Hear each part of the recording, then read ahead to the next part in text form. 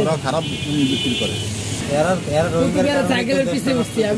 রোহিঙ্গা থাকলে তো বাবাটা বাবা নাইতেছে, ওরা তো দেশ নষ্ট করে লাইতেছে।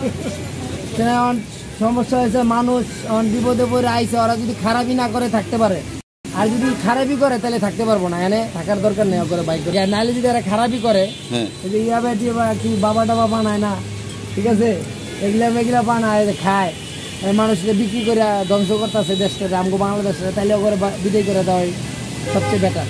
হ্যাঁ, ওইটা তো চাই, অবশ্যই চাই, কারণ আমাদের দেশে তো দেশ নষ্ট করে দিতেছে। আপনার খাদ্য প্রাইসি সব কিছু প্রাইসি, আর এতগুলো লোক আমি বাস্তবে দেখে আসছি, এখানে আছে বুঝছেন, মানে একদম মনে করেন যারা স্থায়ী তাদের অবস্থা খুব করণীয় অবস্থা।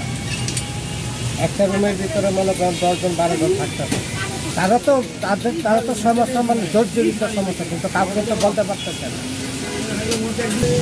আমার মধ্যে চলে যাওয়াই ভালো।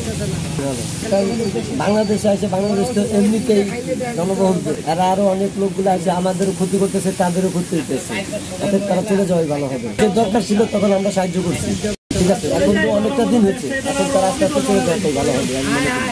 অবশ্যই সমস্যা হচ্ছে, শুধু স্থানীয় দরকার নেই, এটা সমস্যার প্রভাবটা সারা বাংলাদেশে পড়তেছে, ঠিক আছে, এই জন্য বাংলাদেশের অর্থনৈতিক ক্ষতি সব দিক দিয়ে করতেছে।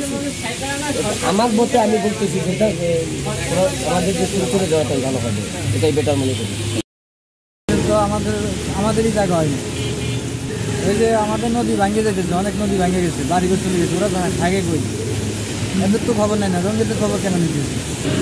এরা রোহিঙ্গার লাগিয়ে কামবে, রোহিঙ্গা কি আমাদের কি খাওয়াইতেছে না ভরাইতেছে? এটা তো আমাকেও সম্পদ আরও দখল করতেছে, দেশে যাওয়াটাই উচিত।